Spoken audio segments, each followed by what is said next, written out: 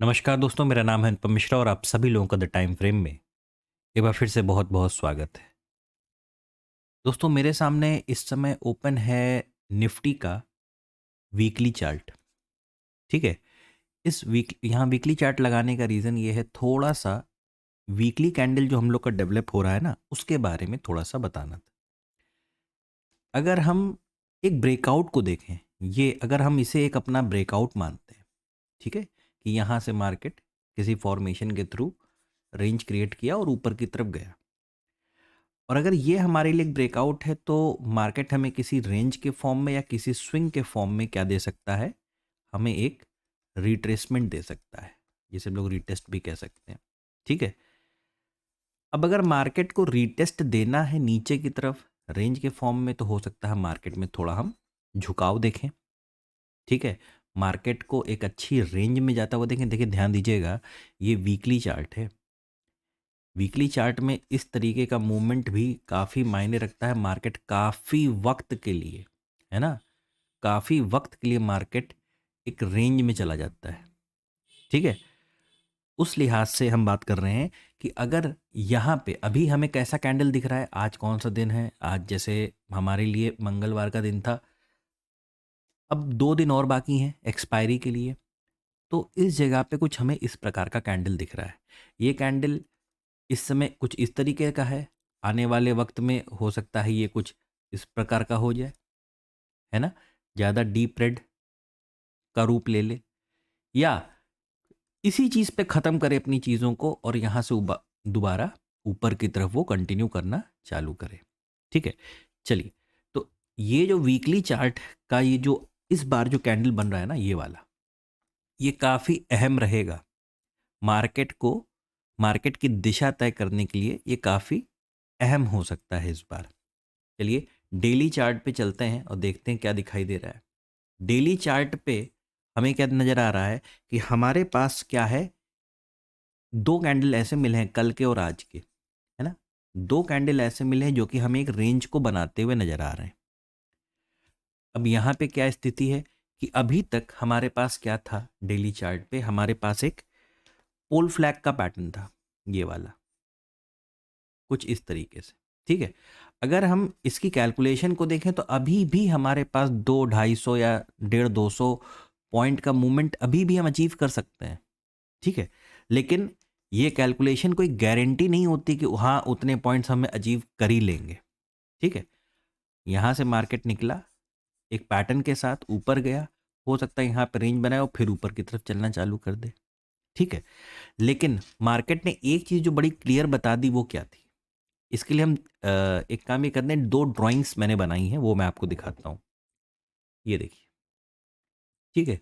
ये दो ऐसी लेवल्स हैं कि जिसके बाद जैसे मार्केट यहाँ पे है इस समय, है ना, यहाँ पे हमें क्लोजिंग मिली है 22,032 पे।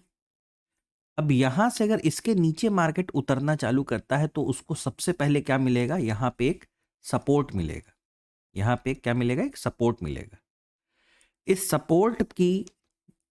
सपोर्ट को जगह मार्केट ब्रेक करता है, सपोज कि जैसे ये तो डेली चार्ट है, लेकिन आप चलिए एक काम करते हैं, इसको हम 1 आवर पे कन्वर्ट कर लेते हैं। ठीक है। 1 घंटे पे कन्वर्ट, बस आप इतना समझ लें डेली चार्ट पे, जो समझने वाली चीज़ है कि यहाँ पे मार्केट ने हमें ये बता दिया कि हम इस समय एक रेंज में हैं और हमने 2 कैंडल से उसकी शुरुआत की है। ये रेंज तीसरी कैंडल पे ब्रेक करेगी, चौथी पे करेगी, पांचवी, हमें कुछ नहीं पता। ठीक है ना। लेकिन जब तक हम रेंज के अंदर हैं, हमें कौन सी ट्रेडिंग को अपनाना पड़ेगा, रेंज वाली ट्रेडिंग को। ठीक है ना। ये जो रेंज वाली ट्रेडिंग होती है, हमें उसके साथ काम करना पड़ेगा। चलिए, फ्रेम को चेंज करते हैं और 1 घंटे पे चलते हैं। अब ये हमारे सामने 1 घंटे का फ्रेम खुला हुआ है। ठीक है। इसको अगर हम देखें तो मार्केट ने एक हमें यहाँ पे स्विंग दिया है। ठीक, हम लोग बात भी किए थे कि कुछ अगर इस प्रकार के स्विंग को मार्केट क्रिएट करता है और ये सपोर्ट लेवल मार्केट ब्रेक करता है, तो यहाँ पे क्या है, गैप है। ठीक है ना। इस गैप को फिल करने के लिए और अगला सपोर्ट, मेजर सपोर्ट की जो बात हो रही है ना दोस्तों, ध्यान दीजिएगा जरा, हमारे पास यही फ्लैग तो था जो हम ब्रेक करके ऊपर की तरफ गए हैं, है ना। यानी ये पूरा हिस्सा किस तरीके से काम कर रहा है, एक रेजिस्टेंस के तरीके से, ये पूरा जोन एक रेजिस्टेंस के तरीके से काम कर रहा था और इसको ब्रेक करके हम ऊपर गए हैं।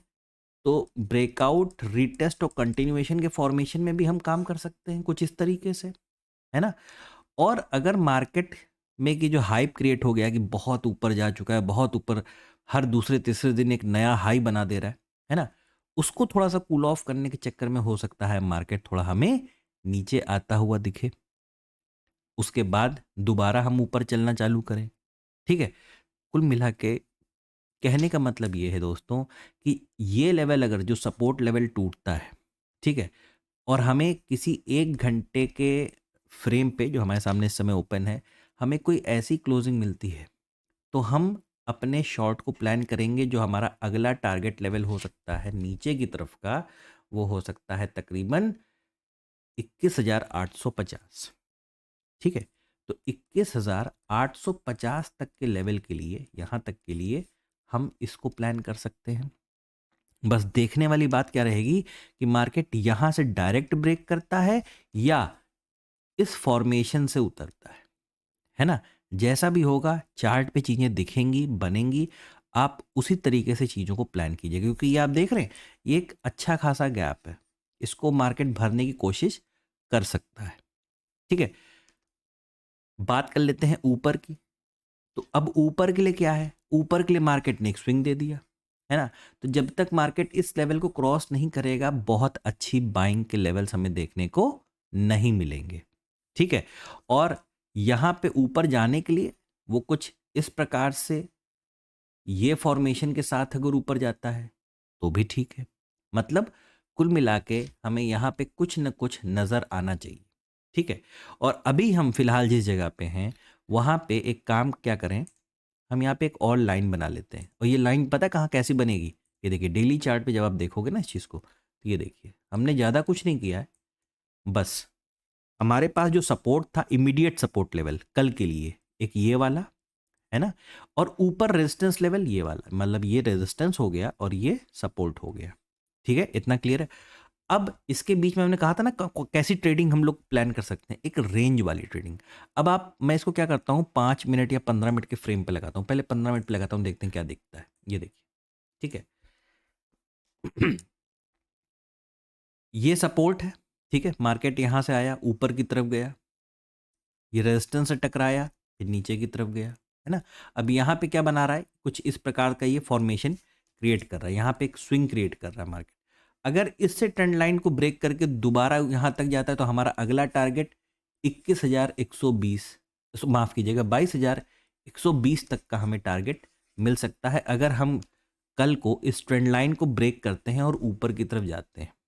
ठीक है, यहां पे अगर कोई स्विंग क्रिएट करता हो फिर इसको मार्केट ब्रेक करता है, तो यहां पे फिर से हमें एक अच्छी बाइंग देखने को मिल सकती है। ठीक है, लेकिन मार्केट में जो एक सिनेरियो घूम रहा है ना कि मतलब हम बहुत ज़्यादा ओवर बॉट हो चुके हैं, थोड़ा सा मार्केट कूल ऑफ हो जाए, ठीक है ना, उन चीज़ों के लिए दोस्तों एक मेजर लेवल, जाते जाते एक मेजर लेवल्स की बात कर लें तो 22,120। ठीक है, और ये जो आपका लेवल है वो लेवल आपका निकल के आ रहा है, 1 मिनट, ये जो आपके लेवल आ रहे हैं 22,000। ठीक है, 22,120 और 22,000 ये, और नीचे की तरफ एक और लेवल निकल के आ रहा है, वो है 21,800। तो 21,800, ये तीन ऐसे लेवल्स हैं जहां मार्केट एक लैडर की तरह, मतलब ये पहला स्टेप, ये दूसरा स्टेप, ये तीसरा स्टेप, इनके बीच में घूम सकता है और समय बिता सकता है। मार्केट थोड़ा सा क्रूशल जगह पे है, ध्यान से काम कीजिएगा, परसों एक्सपायरी भी है। ठीक है, उस तरीके से चीज़ों को प्लान कीजिएगा। जब तक कोई चीज़ आँखों से कोई पैटर्न बिल्कुल समझ में ना आ जाए, दिखने ना लगे, ज़रूरत नहीं है आप उसमें एंट्री करें। ठीक है, पूरे कॉन्फिडेंस के साथ जब किसी ट्रेड पे पूरा कॉन्फिडेंट हो तभी आप उसमें ट्रेड प्लान कीजिएगा। आशा करता हूँ एनालिसिस आपको समझ में आया होगा, अच्छा लगा होगा।